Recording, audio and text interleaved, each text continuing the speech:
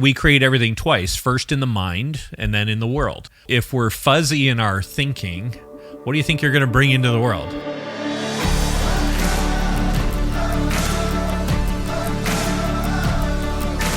Hi, my name is Rob Dale, and I'm with my good friends Eric Deschamps and Trevor Munven, and welcome to the Living Richly podcast. We've been talking about how to live your best life. And we have been looking at over the last number of episodes, and I do want to encourage you, if you are joining us maybe for the first time, that you would take some time to listen to the first couple of podcasts where we really do take the opportunity to just share and explore what this whole premise of what we are going to be doing in these podcasts and the different principles that we're talking about. We do a really, I think, a pretty nice overview of the whole conversation, and then we've been diving in a bit deeply. You're so good, Rob. I really think I was probably the best of the three of us, and that's usually what people tell me in my dreams, that I am the best of that. But we have been talking about, over the last number of episodes, we've been starting to look at some of the kind of the path that we have been taking.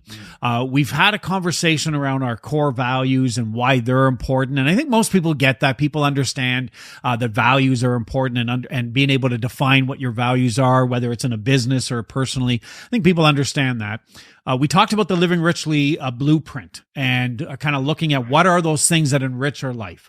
Hard to do the things that enrich our life if we haven't defined what they are. And we spend some time doing that. And again, there's some podcasts that people can listen to if they want to do that. We then introduced the idea, and we want to talk about it in a bit more detail today, about the notion of the four elements. Yeah. This one may not be for some people as obvious as understanding your values and understanding your, what enriches you. Where did this idea of four elements, and maybe Eric, I'll turn to you first, because this was something that you probably were the first one of the three of us to introduce the idea in a conversation with us. You put this on the table. Right. Where did this idea of the four elements come from? Yeah, what were you doing? Like, what the hell, dude? What were you drinking when you came up with four elements? I feel like I should have more of it now, whatever that was. Well, it really just came out of the just the work, right? I was spending time re-anchoring myself in my core values and getting even more clear on what that meant for me. Because, you mentioned, I think people understand the concept of core values. I think very notionally they do, most of us. I know even in the business world, we talked about in that episode how often core values are nothing more than just a sweet set of statements that people make, but they don't really guide you. So I was digging deeper into, what does courage mean for me? What does curiosity, compassion, and connection mean for me? And out of that then began to do the work on that Living Richly blueprint. If I was to define what living richly means for me, what does that look like? And what emerged was a simple framework of one, loving well, right? For me, being in life-giving, loving relationships, and that's with family, that's with my significant other, that's with my friends. I was wondering if we were going to make the list. We made the list. You made the cut. You guys made the cut. Barely. We're top three, right? So for me, again, being in life-giving, loving relationships, really, really important element of my blueprint. The other one was living well, and living well for me is about creating moments and experiences and memories, like creating things that I can look back on and say that was such a powerful moment. So really important. A third one was serving well, making a real difference. I feel I'm at my best when I'm contributing, when I'm helping, when I'm influencing, when I'm supporting others, making an impact. And that's been a kind of my life story, has been an important aspect of that.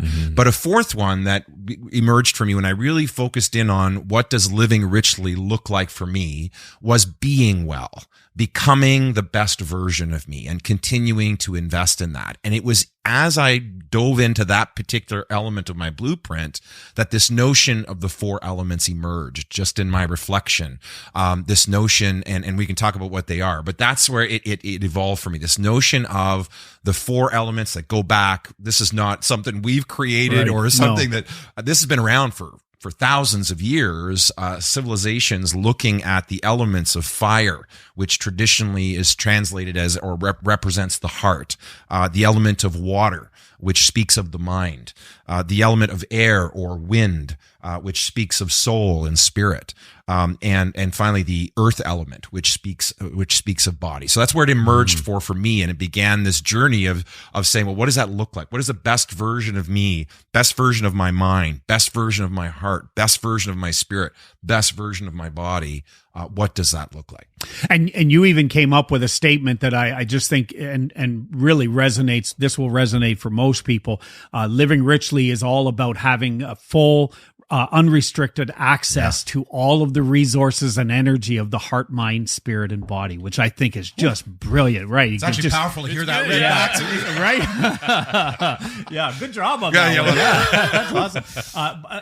But that notion of that really is what we're talking about. And I think as you talk about living well, loving well, people, again, will be able to resonate with you on those statements. I think for most of us, we would say, yeah, that makes sense. And then this is about, and what we're going to be doing over the next 4 episodes after today is taking a look at each of these elements and what do we really mean by them, and looking at them from that kind of standpoint.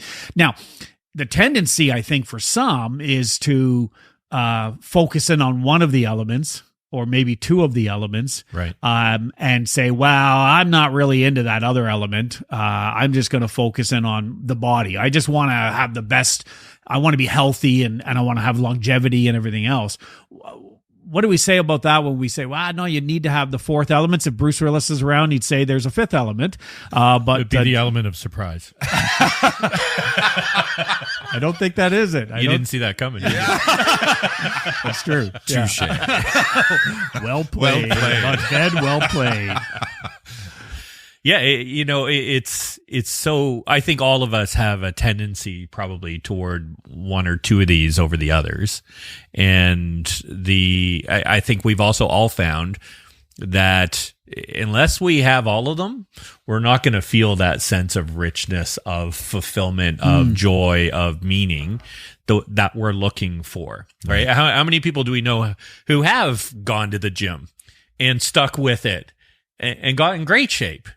And they're still going, yeah, something's missing. Something's missing. Yeah. Right. And so I think the beauty of the 4 elements model, that kind of thinking around it, is that it connects us to fundamental elements of kind of the universe, of our world. Yeah. And so it recognizes that we're here, and we're here in a number of different ways. Right. And that if we just try and show up in one way, we're not going to get what we need. And so, something's missing at a fundamental level, right? Right. Yeah. Well, and I so I think it's okay to start in one of the areas. If you haven't really considered any of these areas, it's okay to start in one and really kind of. You have to start somewhere. Exactly, right? Start anywhere. Start anywhere. Start. It's not that you have to. It's not that you have to dive in on all 4 at the same time. I know certainly that wasn't the case for me. I don't even know if that's even possible. Honestly, you think of even folks that would say, like, and again, I think the earth element is probably the one of the 4 that most people can resonate with, because it's body. Yeah.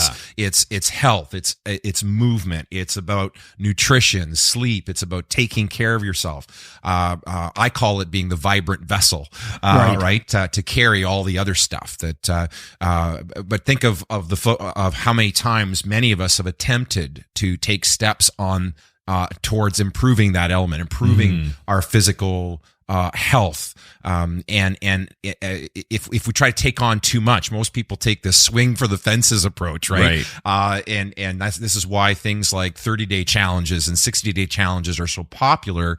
And in some cases they work, but the research shows that for most people who make a commitment to health and swing for the fences, they may be able to do that for a short period of time, but it's not sustainable. Yeah. And so they end up actually building a framework or a script of defeatism around the whole issue of getting into shape. Well, we know 92% of you who set New Year's resolutions to get in better shape have already quit.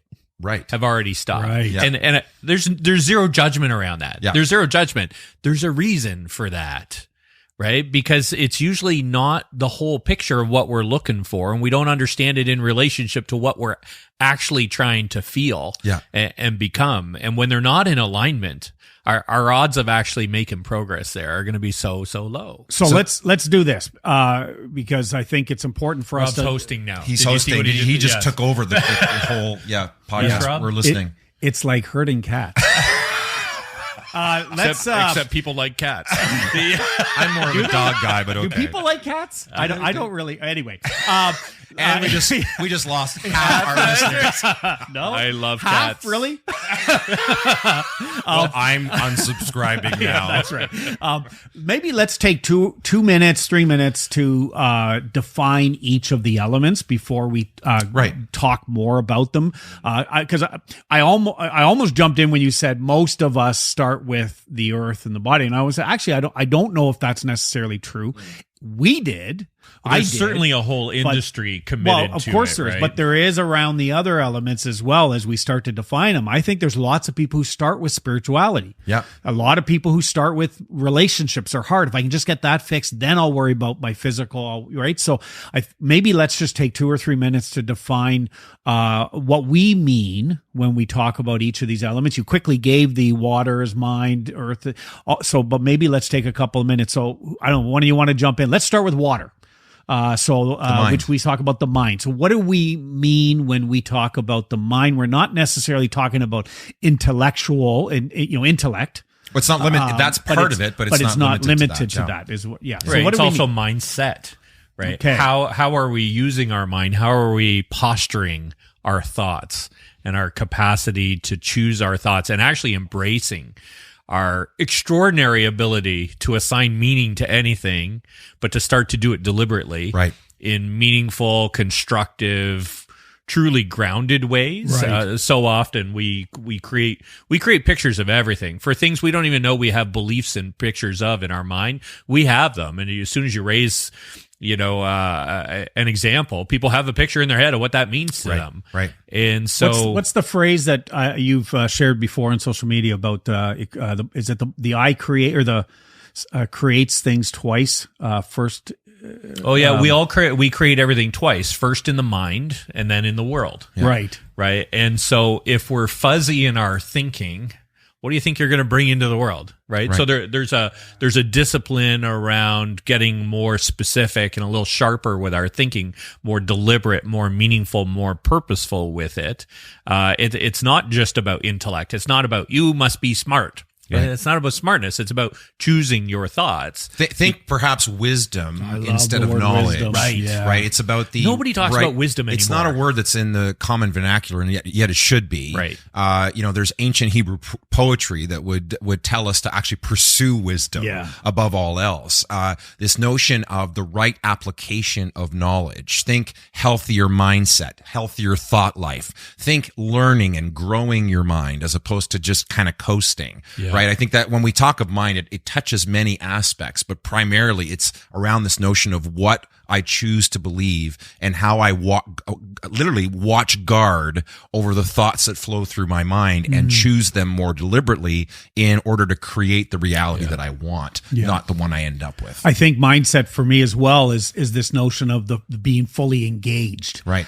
Being truly in that moment and being able to fully present. And I know that those have almost become buzzwords today. I'm not sure if people fully, in many cases, when they talk about I'm being fully present as they scroll through their phone and they do other stuff, right? I'm not sure if they really are to the same capacity. Now, if you're on your phone right now, listen to this podcast, hey, keep listening to the podcast. Right. Be fully engaged later. But for now, just do nothing else. Right. Yeah, just do nothing else. If you're driving and listening, pull over so you can just be fully engaged in the podcast.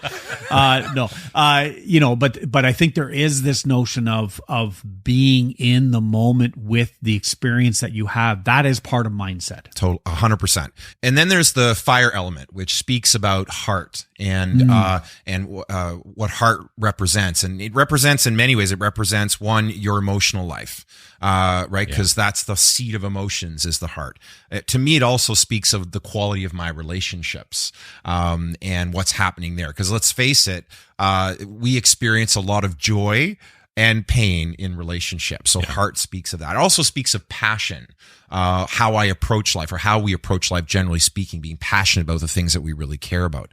For me, what was interesting is I was doing the work and making progress on the mindset front, overcoming scripts and beliefs about myself that were really disempowering.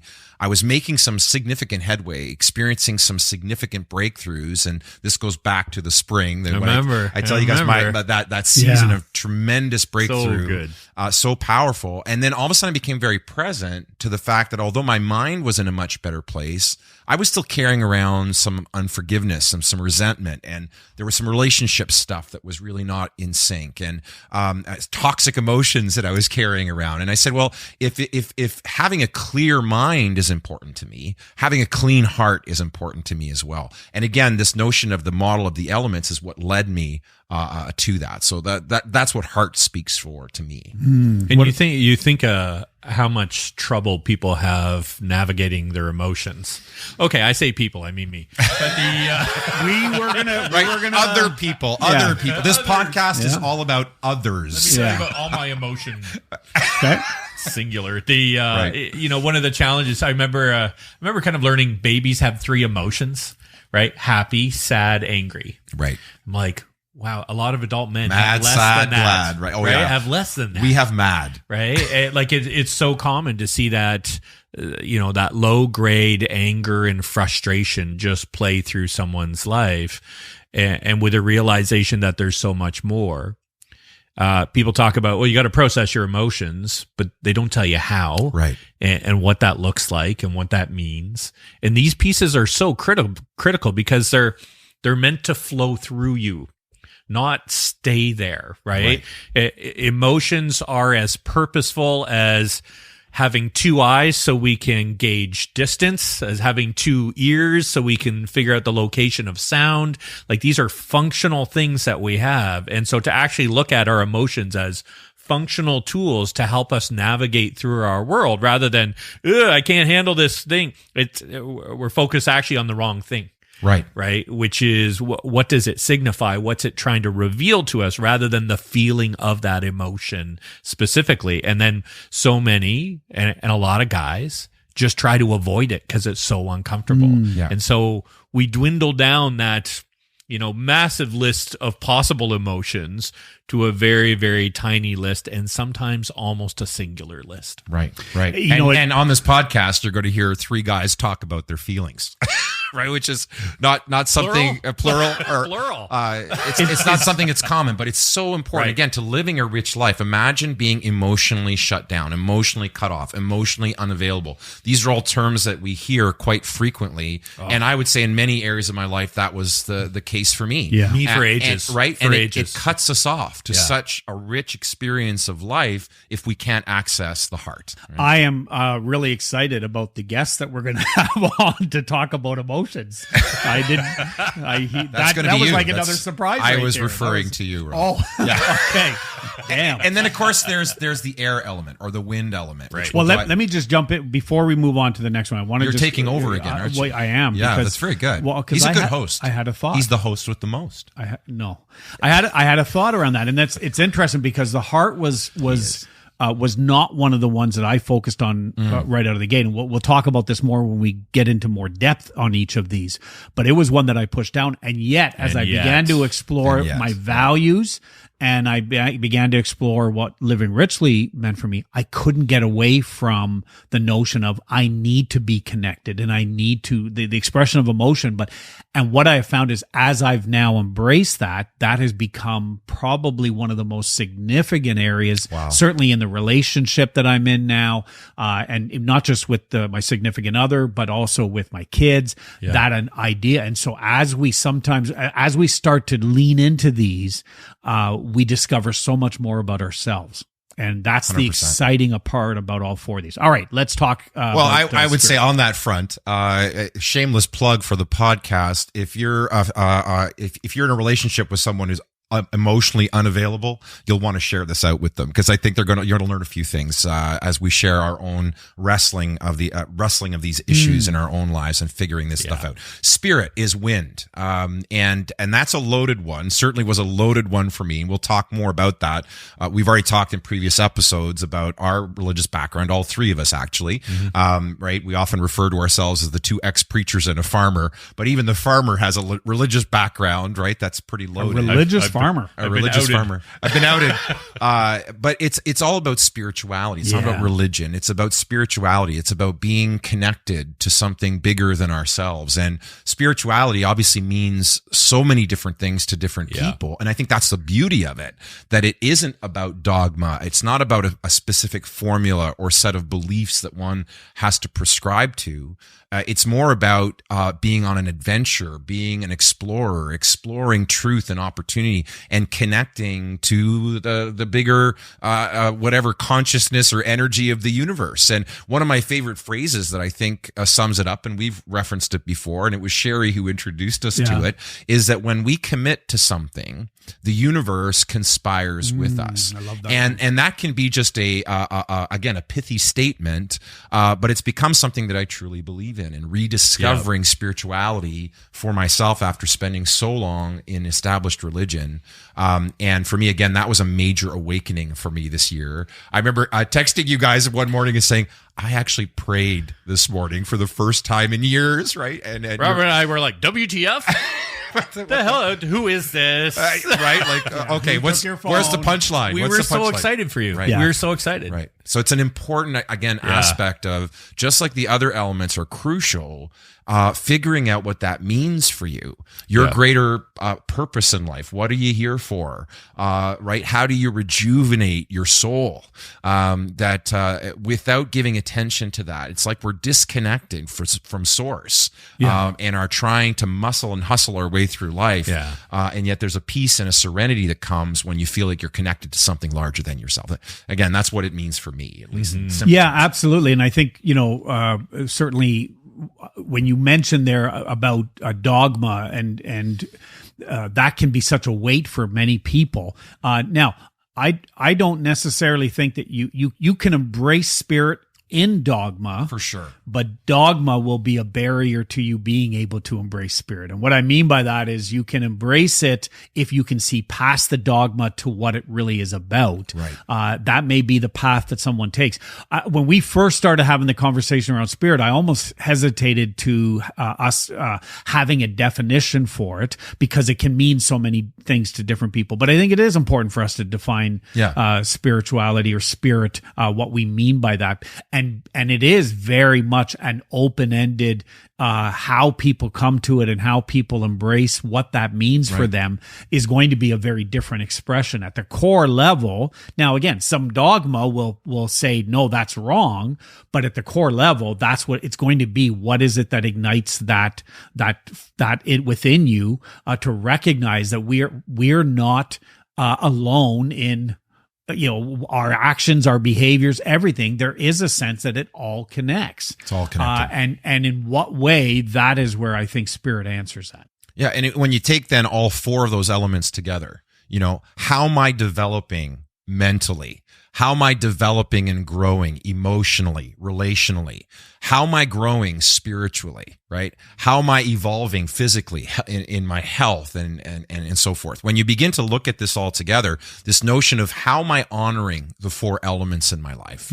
And as I've shared, I've had the opportunity to share this in private conversations with clients and people that I know. And one of the overwhelming sort of responses, like bar none every single time, is as I share my journey and I talk about the four elements, people immediately are able to, and you're probably experiencing this as you're listening to us speak right now about them, people immediately go, man, I've really been neglecting this one, or I haven't really even looked at this, and they're able to pinpoint almost right away an area of one of the four elements, or perhaps more than one, that have been underdeveloped, that have been neglected. I don't know if that's been your experience as well. They're also linked, right? And the point isn't to get them all to the exact same level and keep them there. Right. It's to understand what in this moment in my life right now here for me, what do I need? Yeah. right? And to keep speaking to our needs as we work our way through that, and to listen to that, and to then understand the interplay between each of those elements, right? For me, body for a long time was just gear. Right. It was just gear. Yeah. It wasn't like body is your temple or whatever. It's just like, no, that's how I get around and lift well, in many and, ways, when you consider your twin brother Chris, right? We even joke around like you call him spare parts. That's right. Organ Chris, farm. my organ bank. That's right. The right, and so it's which really isn't a joke. No, it's not a joke. So Chris, if you're listening, don't drink too much. Yeah. Trevor might need that liver one day. That's right. That's right. I'm counting on you, man. That's what family's for. This very. Yep. I'm sorry, Chris. No, he really he's isn't. not. Yes, I am. No, I'm not. I think we need to understand the connections between these, because let's take mindset and spirit for a minute. Let's take water and air. You made a reference to Sherry. So Dr. Sherry, we all work with her. We'll get her on the show at some point. Absolutely. She's just she's so good. And I remember when she said to me as well, when we make a commitment, the universe will conspire with us. And that was the strangest thought for me, I think, ever. Right, because all of us are very familiar with, I feel like the universe is conspiring against me. That's how we use that phrase. And so when she said it to us, I think all three of us had the same response, like, what? What is that? You're crazy. Right? And then she's like, no, you're no. She does not use that language. She's way more subtle about it. Right? Yeah. No. Right. But that notion that, because it was my mindset about what I believed about the universe, which was, I am working against it. I've got to craft my life and my view, rather than I need to find my alignment in this. Right. And I think that is such an important shift. And so these things start to play together. But at no point do we have to get them all like to the same level and hold them there. No. I think very often the challenge for us, and maybe where the healthy judgment or wisdom kicks in, is when we start to look and say, what does this situation require of me? Right. Does it require more heart and mind? Does it need more? Which element whatever? Needs the most attention right now? Because we're going to default to things we like. Right. So let me suggest this before we go further down that. Okay, Rob, is we really haven't defined. You shared a little bit of what you saw body as, but we haven't defined that one yet. Right. So before we go too far down the road about all elements and how they work together, what do we mean by body? It's like our physical expression of who we are, right? And so we link that to earth, right? That physical, tangible source of life. And I think, what's so interesting about body is there's a part around health, around care for ourselves. But there's also a piece around recognizing that all of the other three are experienced in the body. Right. Every feeling have, like it's a feel. This like is you the shell. This is the shell. What is it right? you think you're feeling with? The That's vessel. your body, right? Yeah. So if you feel unease about something, or you feel worried about something, like these are physical expressions of thoughts or spirituality or our emotional state. You think about how your body changes when your emotional state changes, right? When you're angry, when you're nervous, Stressed. when you're fearful, when you're stressed, right? We start to feel those like literally, again, the body is so much like is integrated into all of it. Yeah. And so it's to recognize that, and for me, I mentioned it's that leap from it's just gear. Right. For me, and you guys know, I live in my head. Like that has been my pattern, was I have lived in my head so much of my life. And as that's starting to shift, it's a dramatic transformation. Yeah. Right. And so I think the body is very, very, very much about finding our vitality, finding our energy, right? Yeah. Truly source of energy. Yeah. Right. Yeah. All of that, and saying, how are we going to continue to nurture that, to support that, to elevate that, so that we can do things that we want to do, so we can experience this life, because we experience it in this physical form. This is the one you got. Right.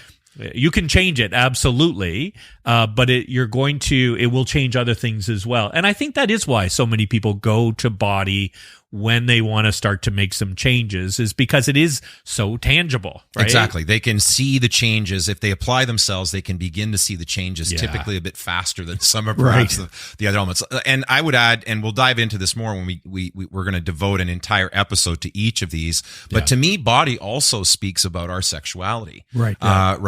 Now, I mean, sexuality also touches some of those other elements. I mean, there's definitely your heart. mind is involved. Your heart is involved. It can be spiritual, right? But this notion of sexuality, which is an area that a lot of folks get hung up on, either because of bad experiences. I know for me, sexuality was often a really loaded issue because of my religious past. Just so much shame tied into that. So again, experiencing freedom and joy and the fullness of that. It's that, again, that vibrant vessel in which all those other three elements express themselves as well. So again, it's the coming together of all of these. And what's really interesting to note is as I was doing this research, and we'll talk more about this, and I know, Trevor, you've got some thoughts on this as well, that in alchemy, in the ancient practice of alchemy, magic, when they talk about magic, it's when the four elements came together. When the four elements came together, that's where the potential for magic taking place was at its highest. And when I read that, I remember saying, there it is. There it is. When we are leaning into these four dimensions of the human experience, mind, heart, body, spirit, this is where a magical life can begin to emerge, where we begin to literally no longer live by cause and effect, waiting for something external to happen to have the life that we want. We're moving from victim to creator, where we are crafting our experience, crafting the life that we want. So good, so good, and I love this notion of the alignment of the four. And when you started talking about, because I immediately thought about, again, even the mind. And as we get into the conversation around mind, how you can literally you can heal your body with your thoughts. The research is there, right? There's so many of these different elements and how they flow together, and so that's why we felt it was important for us to take an episode to just kind of give an overview of them. And then the notion of being able to start to look at each one of them individually was because we recognize that, just how important each element is.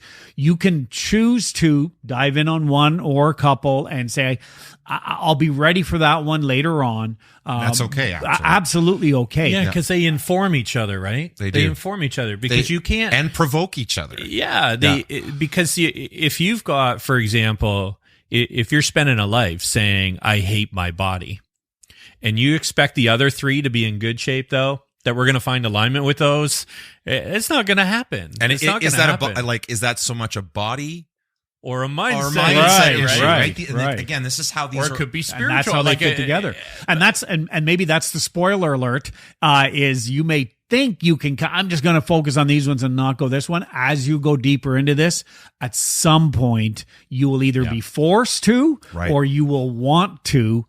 Begin to explore all of the areas. You're certainly invited. You're invited to in the end. And here are some quick questions that I think you can ask yourself as you're exploring this for yourself. One is, how am I honoring the four elements in my life currently? Right. How am I honoring the four elements? Which of the four elements would I consider to be the most developed? Which one am I most comfortable in? Which one is most developed in my life? Which is least developed? Which one has been the most neglected, the least nurtured? Which element, as we mentioned earlier, which element in this season of my life needs the most attention? Right? Because I think our context also influences where we lean into, and has to.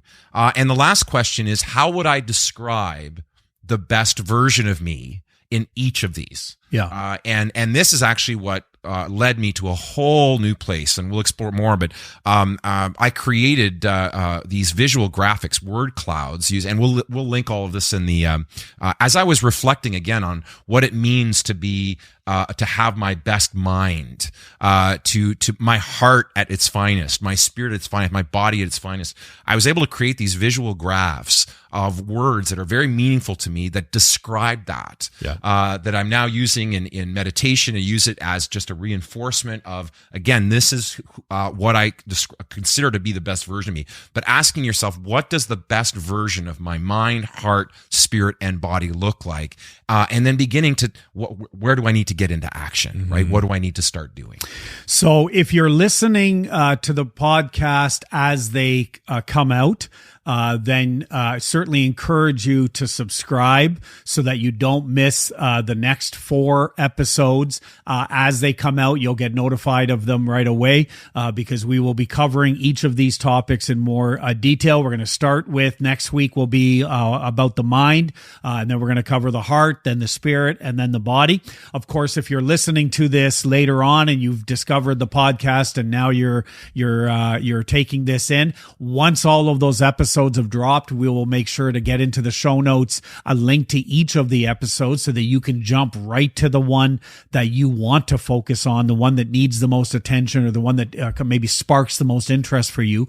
We'll do that as well. But again, the best way to stay right up and up to date on what we're talking about and on these elements is to take a minute and subscribe to the channel. So I want to encourage you to do that.